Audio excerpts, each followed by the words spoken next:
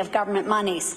Therefore, be it resolved that the members of the House of Assembly recognize the enormous contributions of Auditor General Jacques Lapointe to the province of Nova Scotia and wish him well as he retires from his position. Mr. Speaker, I ask for waiver of notice and passage without debate. There has been a request for waiver. Is it agreed? It is agreed. Would all those in favour of the motion please say aye? Contrary-minded, nay. The motion is carried.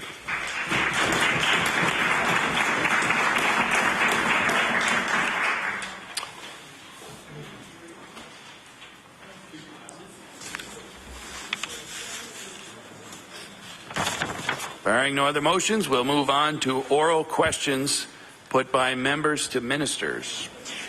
The time is now 1:07. We will finish at 2:07. The Honourable Leader of the Official Opposition. Mr. Speaker, my question is to the Acting Premier. The Cobequid Pass is a vital transportation link connecting Nova Scotians. It is, of course, a toll road that was introduced by a previous Liberal government. Mr. Speaker, this year it is only December 12th, and already the pass has been closed twice this season. I'd like to ask the Acting Premier, will the government review maintenance and snow clearing on the Cobequid Pass to determine why it is so easily closed? The Honourable Minister of Transportation. Thank you, Mr. Speaker, and I thank the Leader of the Official Opposition for the question.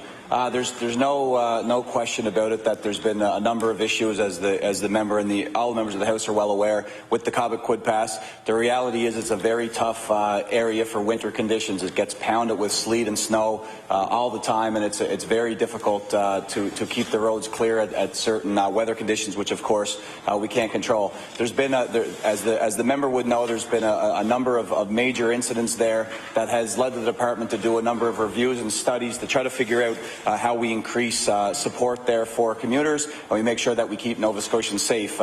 We spent additional resources with ploughing. We've done some additional salting, of course. We've been had great participation with the RCMP, who are our partners in road safety, so that's been important.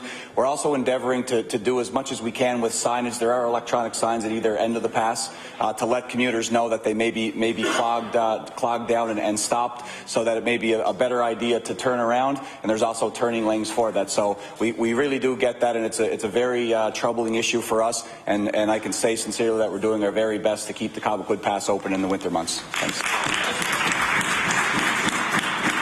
The Honourable Leader of the Official Opposition on his first supplementary. Thank you, Mr. Speaker. Last week, a mere 4 inches of snow led to another closure on the Cobequid Pass. It was the second one in a week, where the previous week a 4 tractor-trailer pileup caused the multi-hour closure of the Cobequid Pass, and I'll just table the details of both closures for the Minister.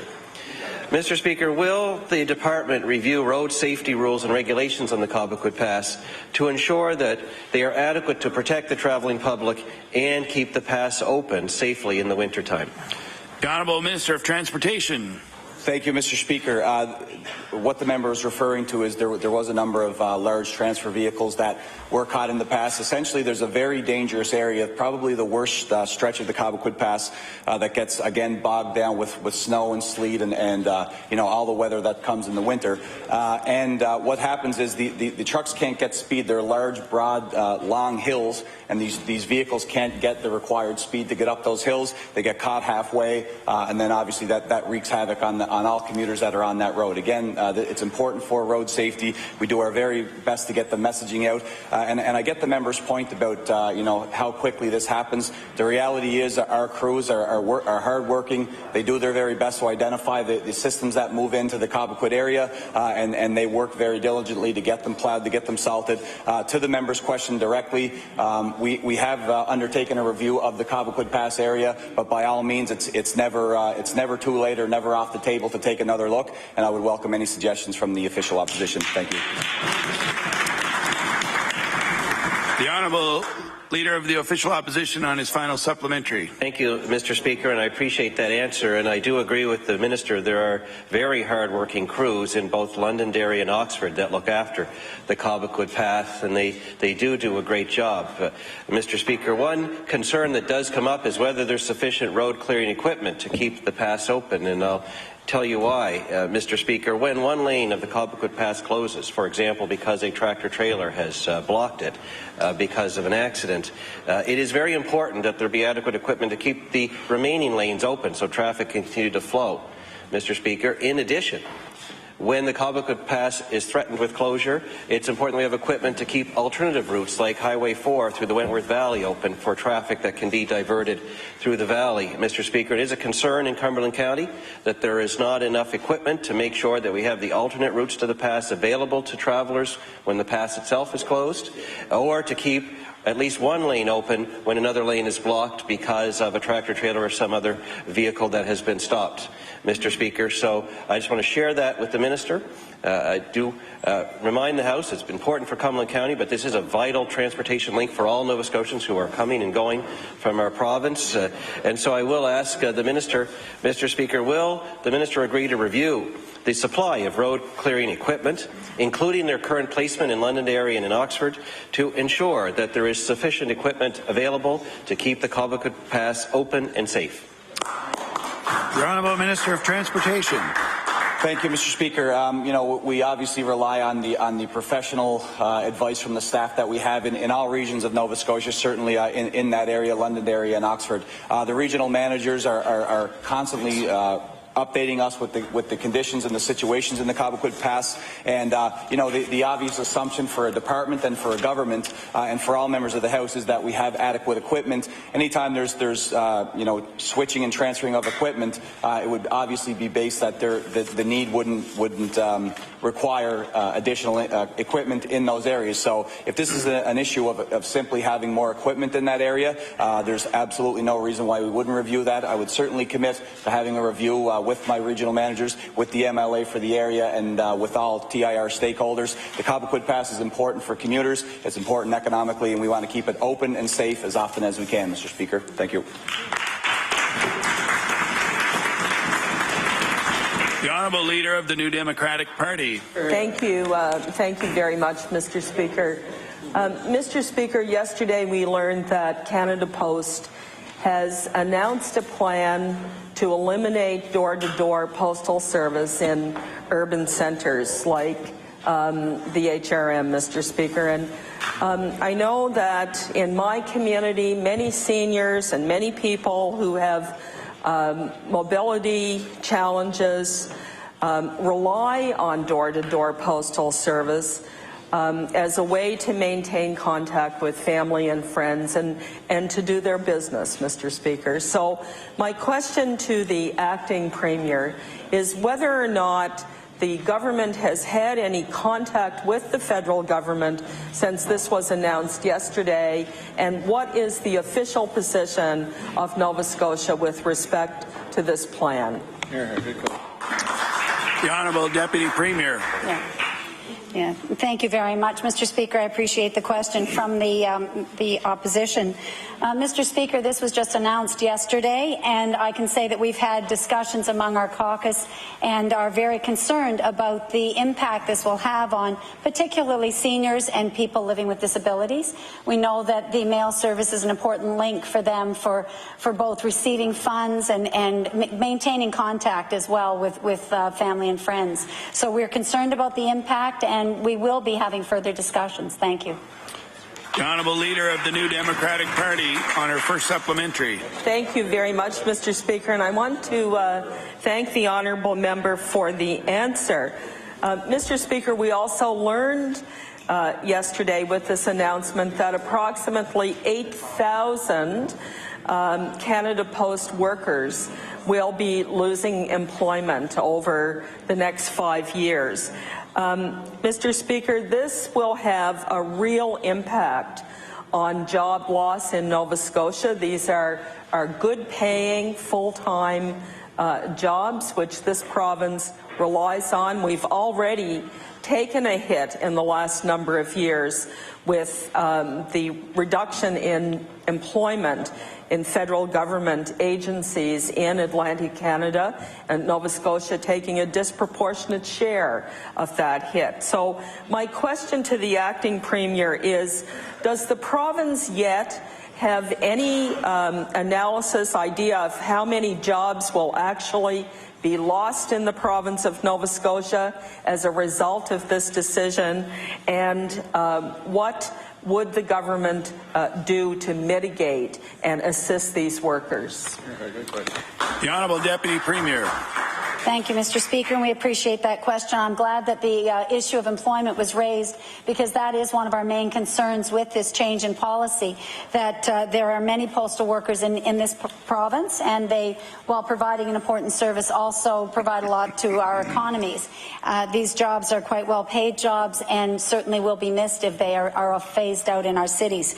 Mr. Speaker, we've been looking at the impact of that. It's premature to have numbers yet.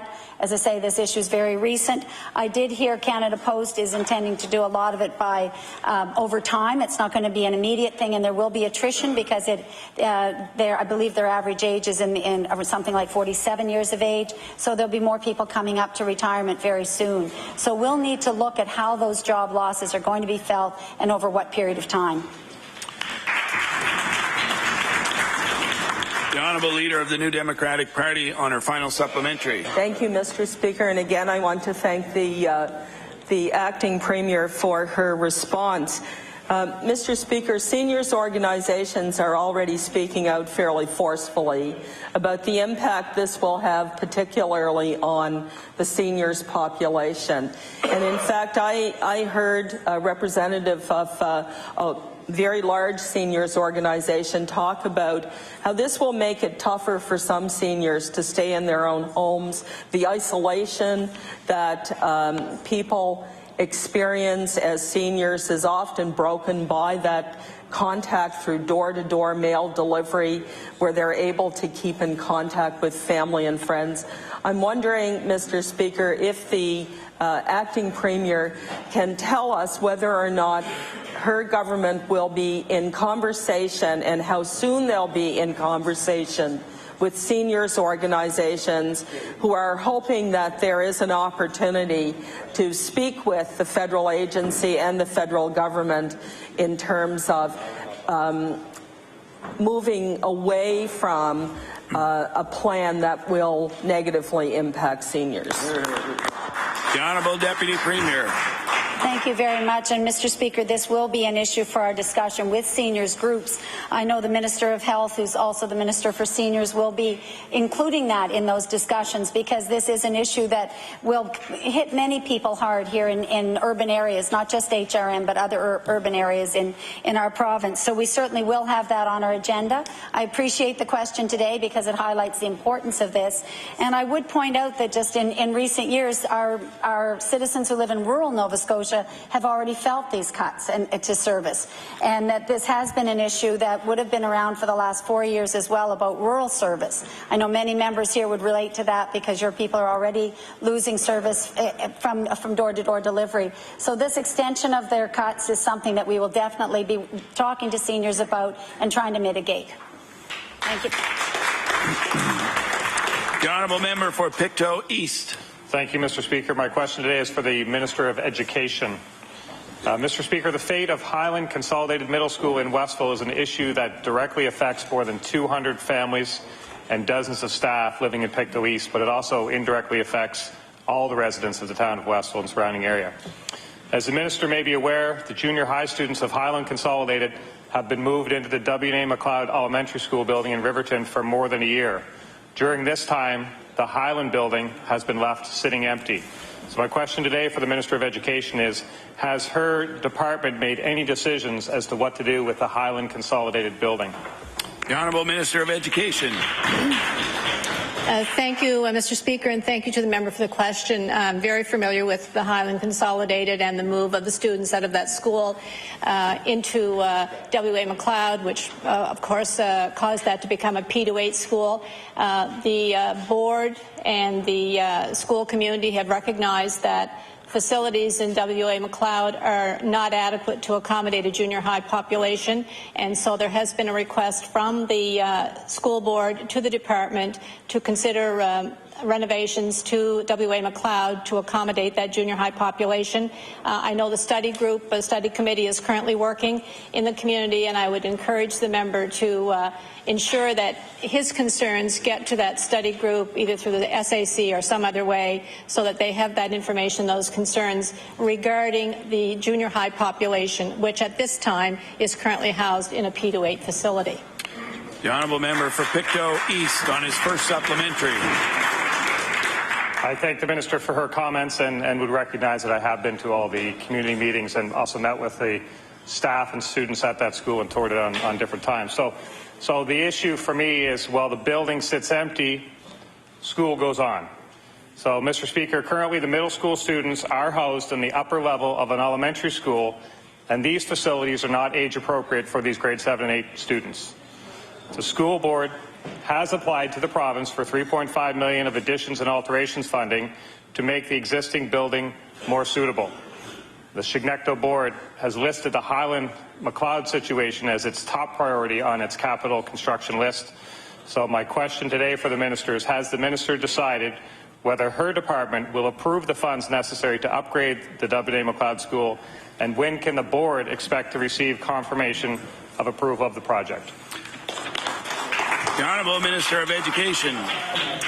Thank you, Mr. Speaker. And the request, as the member would know, comes from the school board to the department. We are currently working on our capital plan for the next school year, and we expect that there will be a release of a capital plan before the end of this before the end of this calendar year, and any capital projects that we have will be there. But I'm fully aware of the request. I understand the importance it is to the students to make sure that they have appropriate setting, in particular for the junior high students, and that request from the board to the department has been received and is being reviewed and considered. The honourable member for Pictou East on his final supplementary. Speaker, and I thank the minister for her thoughtful, thorough answer there. I know the staff will be relieved to know that they'll be respecting an answer before the end of the calendar year. So the community is looking for a permanent solution, but they do recognize that this will take time. The students of Highland Consolidated have been unfairly disadvantaged because they have not had access to the same standard of education facilities as those students at other middle schools. So the minister may be aware that there's a similar possible situation developing at Frank H. and with East Pictou Middle School. East Pictou Middle School is also facing closure, and the students there could be moved to the Frank H. Elementary School. So the parents in that part of my constituency are obviously worried about what may happen there and whether their kids may get caught in the same transitional disadvantage as the students at Highland Consolidated. So my question for the minister is, what would the minister say to the parents and families of the current students at Highland Middle School, but also has the department learned anything from that experience that I can give assurance to the residents in the other part of the constituency that this won't happen to the Frank H. School? The Honourable Minister of Education. Thank you again, and through you, Mr. Speaker.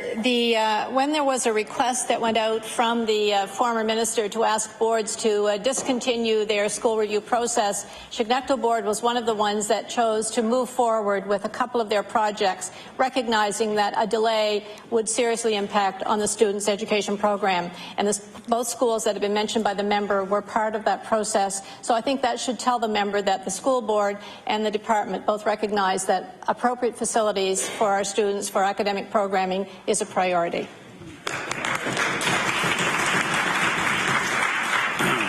The honourable member for Pictou Centre. Mr. Speaker, my question through you is for the Minister of Environment. Members of the Hillside Trenton Environmental Association have been sharing their environmental and health concerns over the emissions from the Nova Scotia Power Generation Station with government representatives for a number of years. The former Minister of Environment assured residents that a study would be undertaken in conjunction with the Department of Health and Wellness and the Pictou County Health Authority.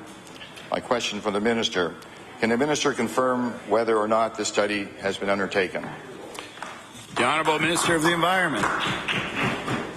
Thank you for the question, Mr. Speaker, and the opportunity to respond. I just want to notify the House and the member opposite that we actually have a meeting scheduled for January with the stakeholders, including the Minister of Energy and Health will both be in attendance at that meeting as well. We are well aware of the environmental and health concerns of the residents of that area. The Honourable Member for Pictou Centre on his first supplementary. Thank you, Mr. Speaker, and I appreciate the answer from the Minister. The spokesperson for the Association, Mr. Speaker, Peter Boyles, expressed great concern over the health impacts caused by the particulates coming from the plant stacks. My question to the Minister, has the Minister had the opportunity to speak with the spokesperson, Peter Boyles? The Honourable Minister of the Environment. Thank you, Mr. Speaker. To answer the question succinctly, not at this time, or not yet. The Honourable Member for Pictou Centre on his final supplementary. Mr. Speaker, residents of Trenton Hillside and surrounding area are tired of having fly ash from the generation station cover their homes, vehicles, properties, and polluting their air. My question to the Minister: when the Minister meets with the residents and this particular association, will this particular meeting happen in the area where he'll have an opportunity to see what's happening with the fly ash, the damage it's causing to vehicles and homes and the gardens in the surrounding areas, or will this meeting be here in Halifax? The Honourable Minister of the Environment. The location of the meeting I don't have on hand right now, but I believe the Minister of Energy does know the location. The Honourable Minister of Energy. Thank you, Mr. Speaker. One of the first steps we did when I became Minister of Energy was actually set up the meeting with Mr. Boyles and the Hillside Trenton Group. As he would be aware, and as a member may be aware, I tried to get repeated meetings with the previous government over this very issue. Mr. Boyles actually asked for the meeting to be held in Halifax so that the Minister of Health and the Minister of Environment could be in attendance at that meeting, as well as departmental staff. That is happening within, I think it's the first 2 weeks of January. I've actually already been out personally to see Mr. Boyles and see there. I have stacks of pictures seeing the evidence, and this is a high priority. We've also raised the issue with Nova Scotia Power already and asked them to present to us a plan to address these issues. It is a joint effort being undertaken by the Departments of Environment, the Department of Energy and Department of Health to see this issue addressed once and for all, and we'll certainly keep the member for the area up to date.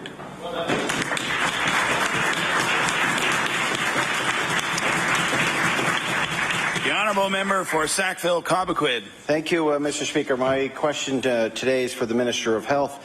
Yesterday and today we heard the Leader of the Opposition use some of the lowest paid workers at Capitol Health as pawns trying to score political points.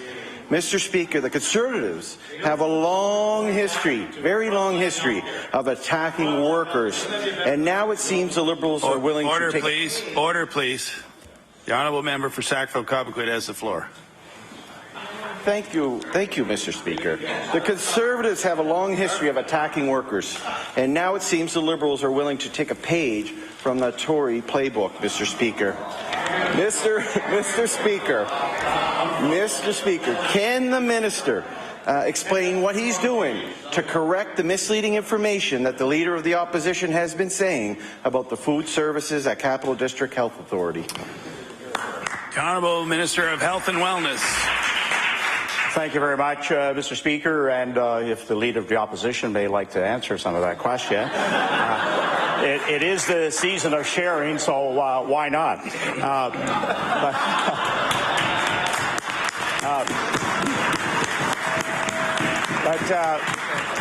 But it is an issue that is very much, being challenged on many fronts, and I know Capital District is looking at food services in a general way, as well as the Tim Horton outlets.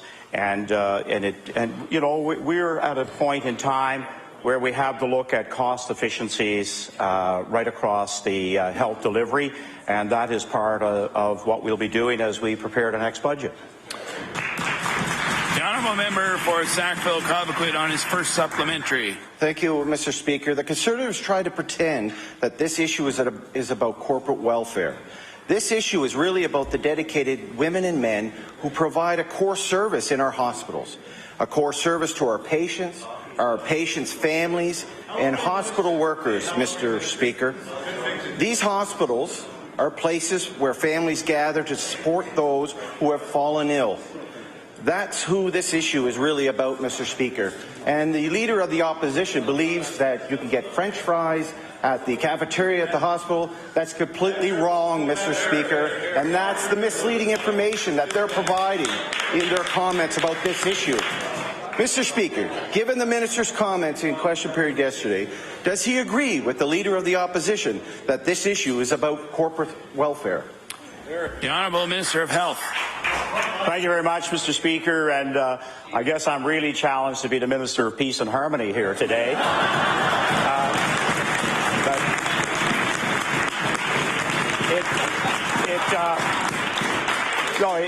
This is a serious issue that Capitol Health has decided to review. And as Minister, I have to respect how they will handle the situation. They've been under a lot of public scrutiny on this issue, and I know the people at Capitol Health will deal with this. They'll honor contracts, and they'll handle this in the proper manner. The honourable member for Sackville-Cobequid on his final supplementary. Thank you, Mr. Speaker. The workers we're talking about here are an important component of the healthcare team at Capitol Health. Their current pay scale ranges for this group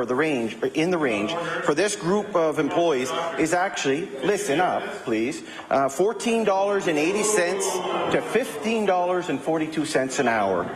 Once an employee pays in this pay range, Mr. Speaker, surrenders their deductions, their benefits, and the taxes and EI, they're making about $10 an hour take-home pay.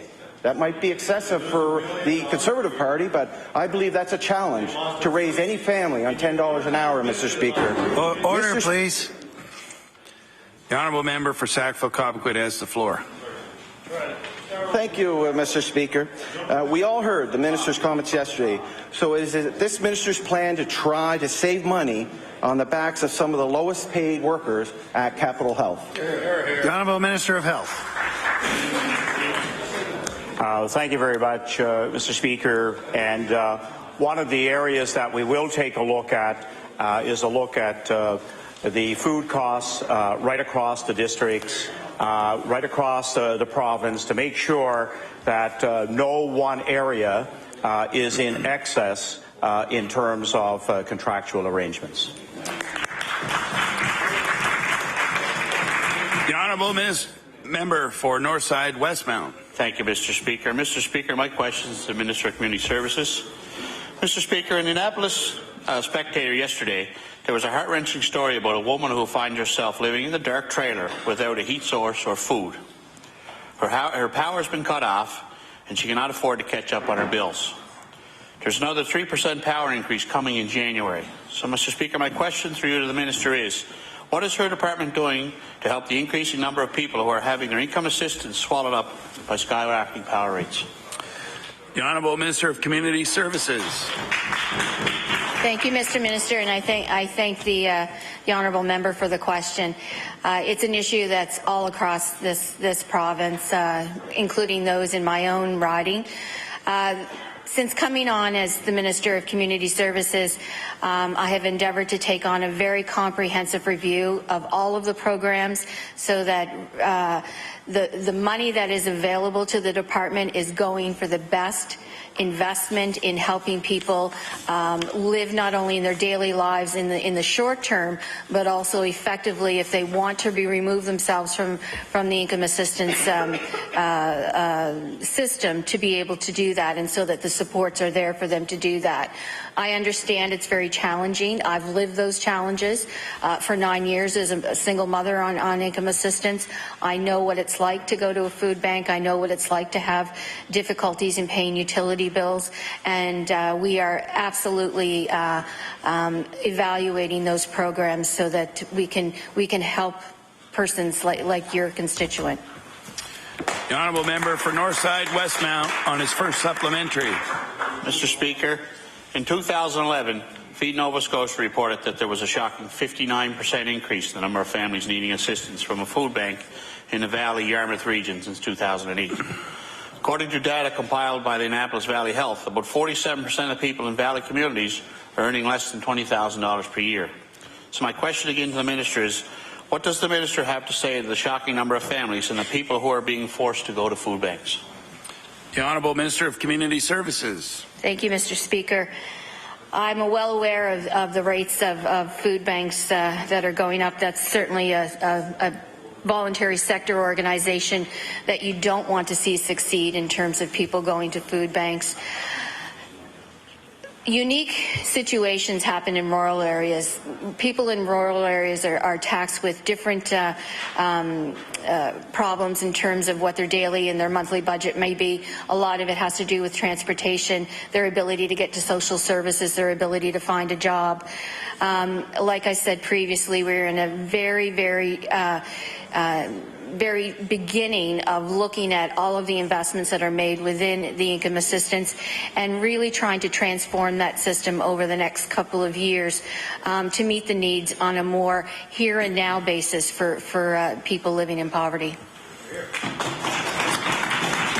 The honourable member for Northside Westmount on his final supplementary. Thank you, Mr. Speaker. Mr. Speaker, what's most alarming is that 4,100 people in the Annapolis Valley lost their job in the last year. That's like every person in Berwick and Middleton losing a job. This government has released a plan to create jobs. And Mr. Speaker, although it sounds like it, it doesn't give anything to give families relief on their power bills. So my question again to the Minister is, will the Minister sit down with the Minister of Energy and the Minister of Economic Development to come up with a plan to get people back to work and get them to get their own relief from power bills? The Honourable Minister of Community Services. Thank you, Mr. Speaker. And we talk about this every time we meet in Cabinet. It is an issue. We all know that our departments are interrelated and how it depends on what's going on in one department into another. In terms of energy bills, we are dedicated and committed to removing the energy efficiency tax off of power bills so that power bills will go down in the interim. And I know that my colleague, the Minister of Energy, is working very diligently to ensure that Nova Scotia ratepayers have the best opportunity for stabilization of rates in the coming years with Muskrat Falls. We all know that the work that we do is interrelated. We talk to each other every day about that. They know the pressures that I have within my department and trying to meet the needs of the most vulnerable of Nova Scotians. We're all on the same page for that. I would say everybody in this chamber is on the same page for that. So that's what will happen in the coming months. The Honourable Member for Chester St. Margaret's. Thank you, Mr. Speaker. My question is for the Minister of Seniors. The Liberals have promised a 1% cut, which results in $44 million per year to almost every single government department, including the Department of Seniors. In Nova Scotia, we have about 1,000 Nova Scotians turning 65 each month. In fact, the number of seniors in Nova Scotia is expected to double by 2026. My question to the Minister is, does the Minister think it makes sense to be cutting funding from the seniors' budget when more and more seniors actually need government help? The Honourable Minister of Health and Wellness and Seniors.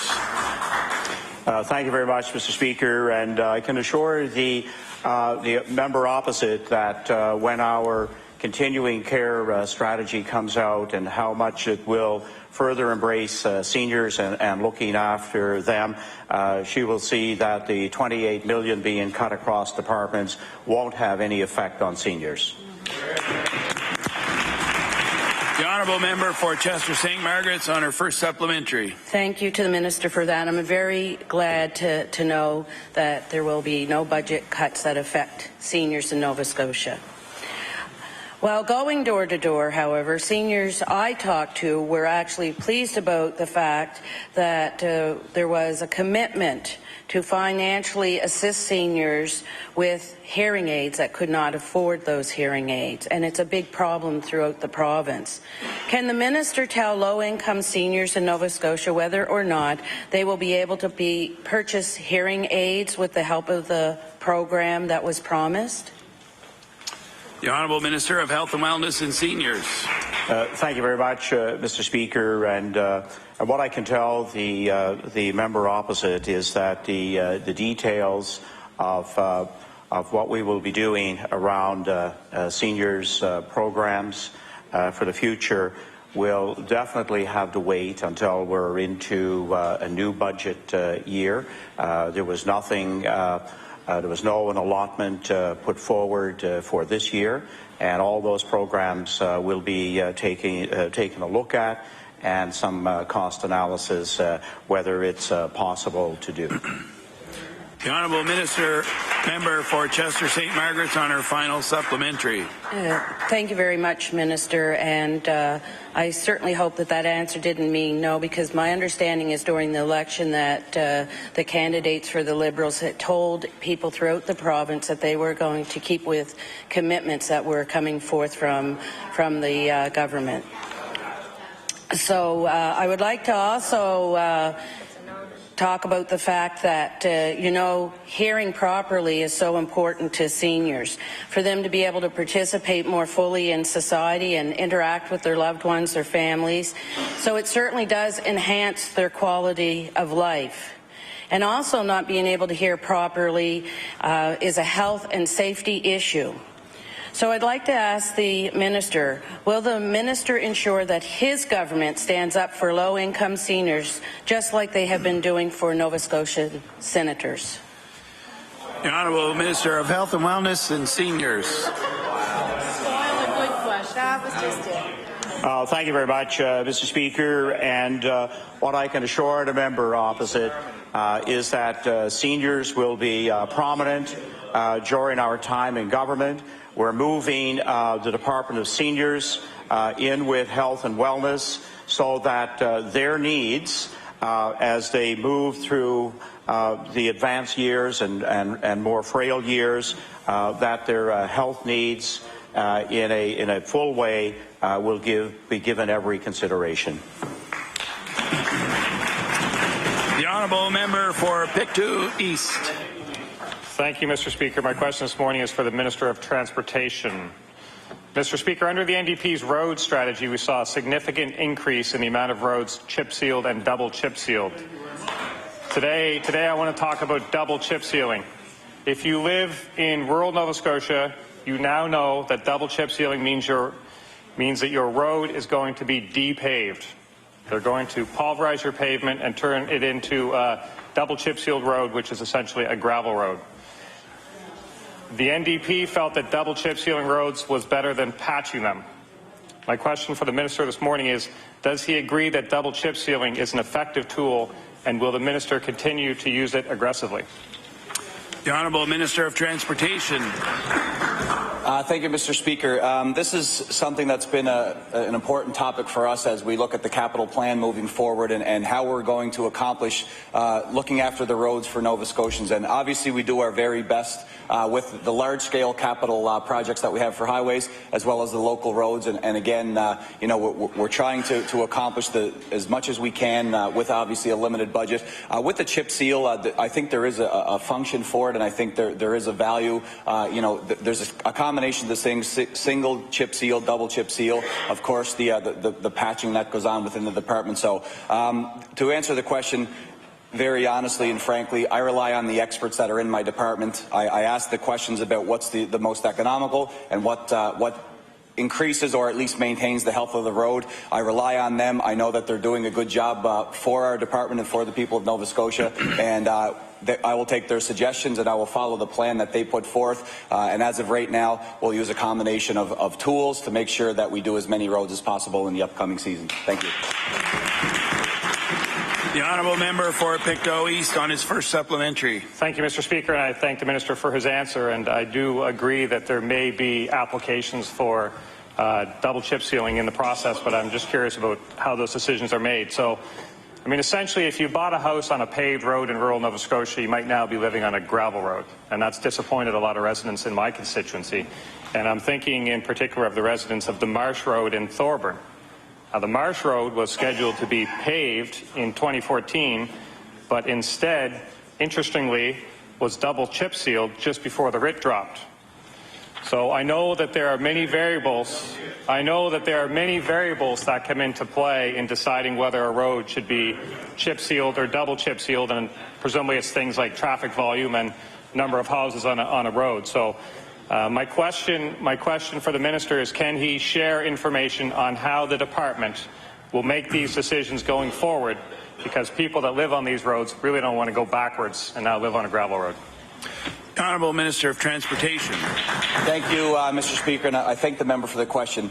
You know, the reality is, again, that we're doing our very best to keep roads as healthy and as stable as possible. There are a number of categories for roads, whether or not in what year they were built originally and what maintenance was performed. The member is absolutely correct. There's a formula. A lot of it has to do with traffic areas, the amount of traffic in those areas, number of homes and whatnot. But I can say to the member that I would certainly be willing to meet with him about this specific road. I don't know the details of why it would be originally paved and then double chip sealed. I honestly don't have that information. So if the member would like to speak about this, by all means, we're available, and I'm sure he hears from the residents, and we'd like to hear their concerns. We don't want damages to vehicles because of a certain process we're using, and we want the best roads possible. So if the department has deemed that this is one that we have to look at, then let's look at it. Thank you.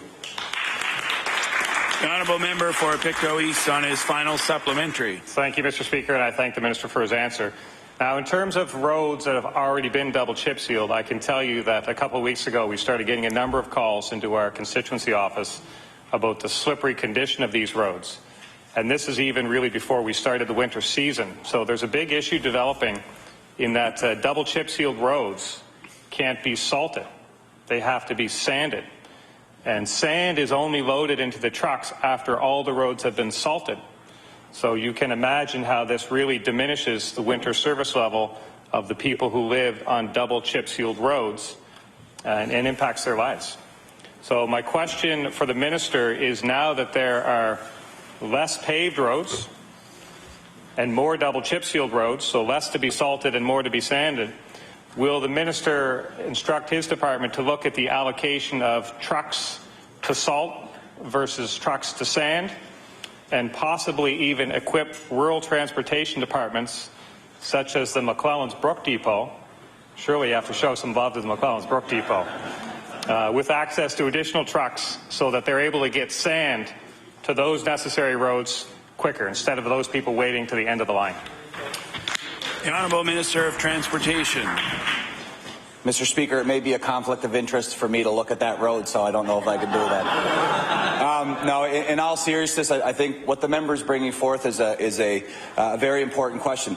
We're sort of in early stages with respect to the amount of double chip sealing we do in the province. So certainly, if there's safety issues and there's a balance or a question between salt and sand, then look, that's something that the department has to consider as minister. The paramount, I mean, obviously we're talking about vehicles, we're talking about commuters. So the paramount issue for us is keeping Nova Scotians safe while they travel the road. So if there's an issue, I will certainly endeavour to talk to my department immediately about this with some of these safety issues with respect to the double chip seal. If we're making roads that are unsafe, then we've got to obviously take measures.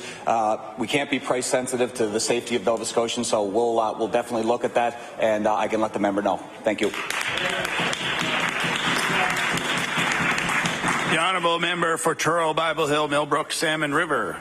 Thank you, Mr. Speaker. And Mr. Speaker, my question today is for the Minister of Economic and Rural Development and Tourism. Mr. Speaker, I think we can all agree that the film and television industry of Nova Scotia is a very important part of our creative economy and needs our continuing support to remain healthy and vibrant. Mr. Speaker, we once had a fine sound studio in Halifax, the Electropolis, where interior scenes for numerous film and TV series were shot, including, in fact, one, Lex, which was a very popular TV series of which this member had an opportunity to perform in. Many film companies from outside the province were also attracted to shooting here in Nova Scotia so that they could have the benefit of using a sound stage as well as our beautiful environment. Also, film crews could work in Halifax without a long trek outside the city. When this facility was sold, Mr. Speaker, nothing replaced it, and without it, Nova Scotia will lose some major opportunities for big-budget films with their high-paying jobs for locals and lucrative economic spin-offs. My question for the Minister, can he please tell me where his department is in the process of looking into a new soundstage for this important industry and whether he is willing to invest in a new soundstage to help build the creative economy of Nova Scotia? The Honourable Minister of Economic Development. Thank you very much, and I thank the member for the question. I know she has a personal interest in this, and the fact is that Nova Scotians can be very proud that we have a vibrant film industry, and with the support of our Minister of Finance, through the generous tax credits that are made available for the film industry, we will continue to work very closely with them in addressing the needs of whether it be a sound studio or some of the other challenges that they face. The fact is there are a number of productions that are currently being done here in Nova Scotia, and we have truly made ourselves into a province where filmmakers and TV documentaries want to come and do business here in Nova Scotia. The Honourable Member for Truro, Bible Hill, Millbrook, Salmon River on her first supplementary. Thank you, Mr. Speaker, and thank you for the answer there from the Minister. In law amendments on December 10th, when union presenters came to discuss changes to the Trade Union Act, Gary Vermeer, the president of IATSE, the union representing Nova Scotia's film crews, when I asked, other than leaving this bill unamended, what do you think the film and TV industry needs most in Nova Scotia in order to grow and thrive? Mr. Vermeer's answer? A soundstage. So, Mr. Speaker, would the Minister agree to meeting with me and representatives from the film and TV sector sometime in January to discuss this important issue? The Honourable Minister of Economic and Rural Development. Mr. Speaker, we take it as very important to meet with all of our stakeholders, and allow me to say I'd be more than happy to meet with the member and any other stakeholders in helping to grow the film industry and to grow the economy of Nova Scotia. The Honourable Member for Truro, Bible Hill, Millbrook, Salmon River on her final supplementary. Thank you, Mr. Speaker, and through you to the Minister, thank you, and I look forward to our tea and chat. Mr. Speaker, this time my question is for the Minister of Communities, Culture and Heritage. Mr. Speaker, artists of all mediums and the creative industries as a whole contribute millions to Nova Scotia's economy, and I would say an immeasurable amount of value to the health and happiness of all people, no matter what their socio-economic situation.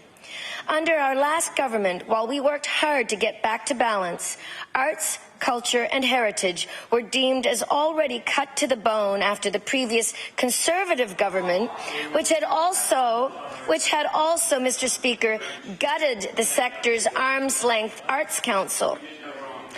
My question for the Minister. We recognized the importance of arts and culture in this province in the past by re-establishing the Arts Council and committing to keep the funding the same, and in fact doubling the amount of money to the new Arts Council. So will this Minister commit to the members of this House and to the hard-working artists across Nova Scotia, many of whom struggle to live above the poverty line, to protect arts and culture by not cutting any funding to artists' programs? The Honourable Minister of Communities, Culture and Heritage. Thank you, Mr. Speaker, for that question, and I am grateful for the question from my honourable member.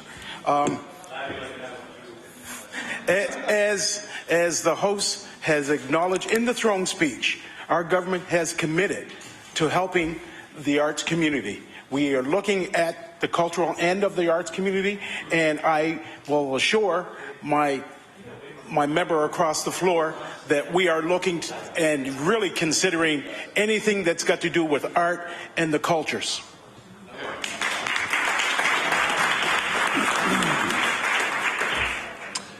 The honourable member for Halifax Atlantic.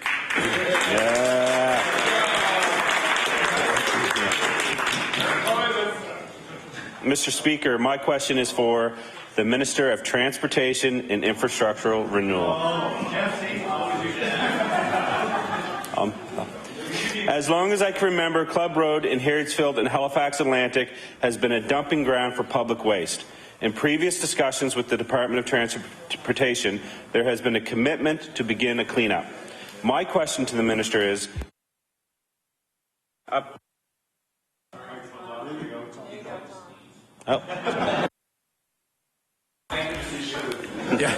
The honourable member for Halifax Atlantic. Thank you. Thank you. My question to the Minister is, can the Minister please provide an update on this cleanup? The honourable Minister of Transportation. Thank you, Mr. Speaker, and I thank the member for the question. This is an issue that the member has brought forth to me personally, and he's as he's mentioned, it's been an issue for the department for a number of years. We first and foremost, we are committed to a cleanup right away. The TIR staff that are in the area are going to use their opportunities when there's a little bit of a break in the winter services that we provide for Nova Scotians to clean up this club road, and so that's happening right away, and we'll be on that immediately. The bigger problem, though, Mr. Speaker, for this road and for the residents and the people who are in that area is the fact that it's widespread and large-scale illegal dumping. So you're talking about things like furniture and appliances, and Mr. Speaker, it's pretty hard to believe that in 2013 we're still enduring littering and illegal dumping of that nature. So that's a problem for us. We're looking at ways for surveillance to see how we can monitor this area. We've got to find violators and make sure that we spread the message that in Nova Scotia, in our society, it's no longer acceptable to dump things illegally. So we are going to clean up and we are going to get that done. Thank you. The honourable member for Inverness.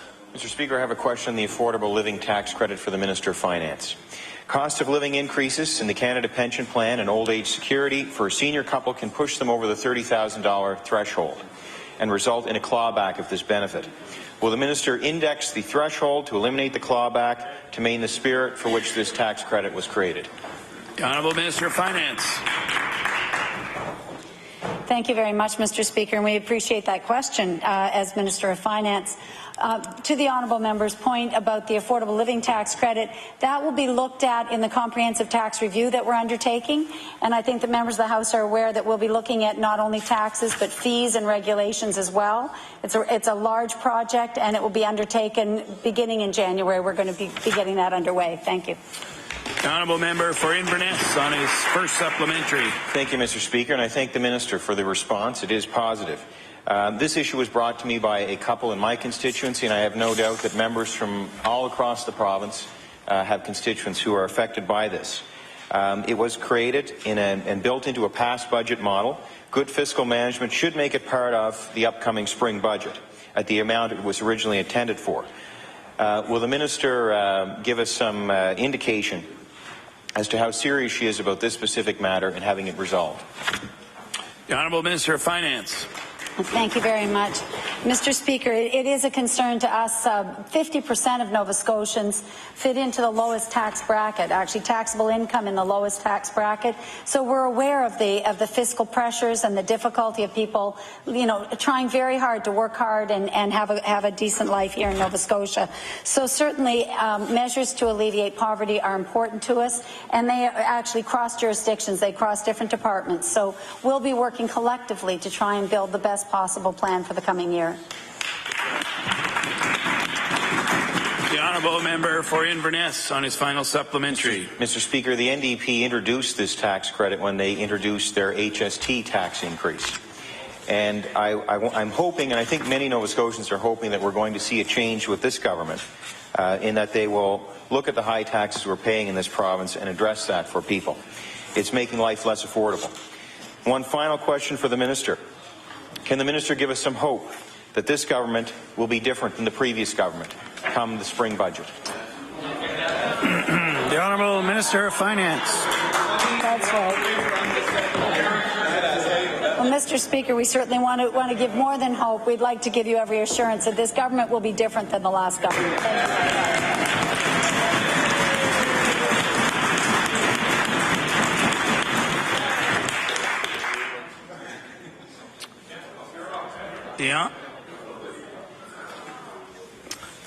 The Honourable Member for Pictou Centre. Mr. Speaker, my question through you is for the Minister of Natural Resources. Nova Scotia has some of the most beautiful beaches and provincial parks in the country. These natural surroundings provide excellent opportunities for camping, hiking, beachcombing, photography, and simply enjoying nature. However, Mr. Speaker, I am concerned to see many of our beaches in our province eroding. My question to the Minister, if the Minister hasn't already, will he commit to finding the time to review the legislative mandate of the Provincial Parks Act, which includes a provision for a variety of outdoor recreation areas? The Honourable Minister of Natural Resources. Thank you very much, Mr. Speaker. I'd like to thank the member for the question. The erosion of our beaches is a continual concern for staff in our department. Our department works continuously to identify risk areas and to work with those affected communities to ensure that they've been well informed of what the risks are, and especially if there's anything that can relate to flooding. Our department will continue to do that. If there's any specific lands that are in question, I'd be happy to hear what they are from the member. The Honourable Member for Pictou Centre on his first supplementary. Mr. Speaker, the Natural Resources Strategy for Nova Scotia for the period of 2010-2020, entitled The Path We Share, lists one of the goals as protection of natural and cultural heritage. One of the most beautiful beaches in the province is located 15 minutes outside New Glasgow along the Northumberland Strait.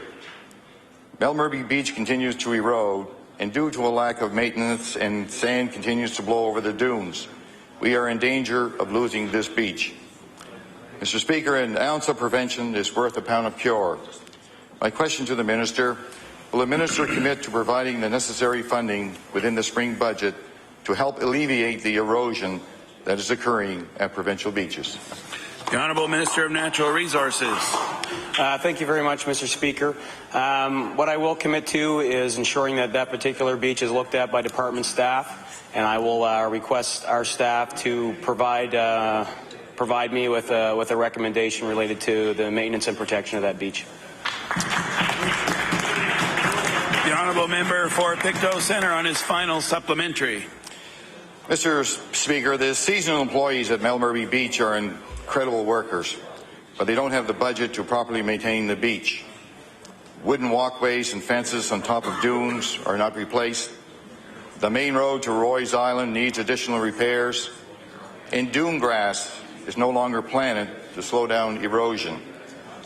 Thousands of loyal visitors are worried about the future of this provincial park beach. In the season of harmony, Mr. Speaker, my question to the Minister, will the Minister commit to visiting Melmerby Beach with me to examine the deterioration that continues to occur? The Honourable Minister of Natural Resources. Thank you very much, Mr. Speaker. I've actually been looking forward to walking along a beach with a member of the opposition.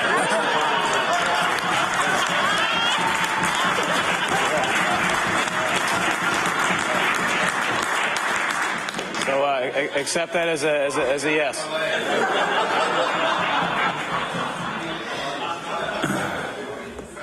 The Honourable Leader of the New Democratic Party. Thank you very much, Mr. Speaker. My question through you is to the Minister of Health, also responsible for the Department of Seniors. Mr. Speaker, yesterday the Minister of Health said that there was some consideration being given to rolling the Department of Seniors into the Department of Health and Wellness. And today, I believe he said that, in fact, that was going to occur. So, Mr. Speaker, my question to the Minister of Health is really quite simple. Has there been any consultation with the seniors organizations, the Group of 9, with respect to the elimination of the Department of Seniors? The Honourable Minister of Health. Thank you very much, Mr. Speaker, and maybe I needed to provide a little bit more clarity there. One of the areas that seniors now feel a great need is to speak often about their health and wellness issues.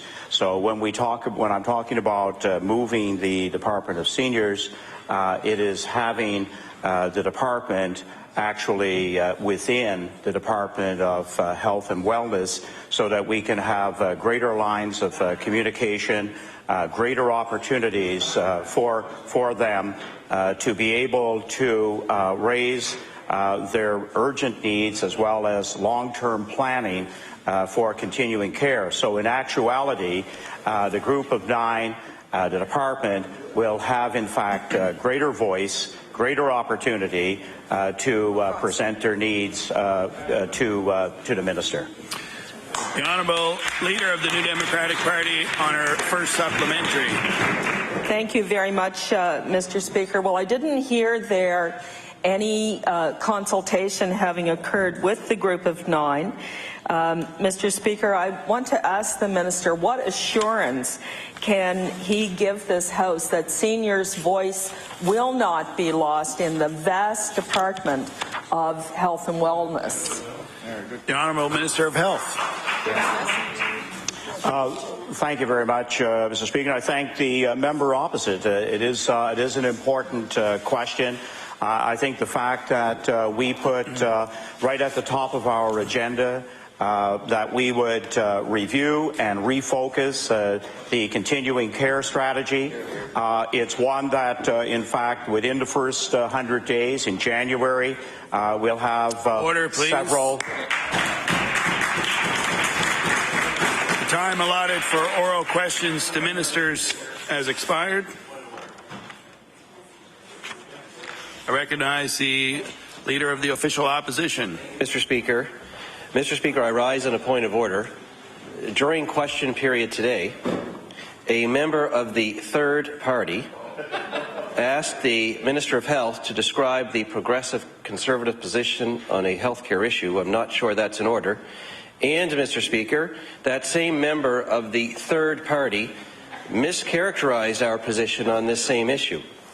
And, Mr. Speaker, I will say that that member of the third party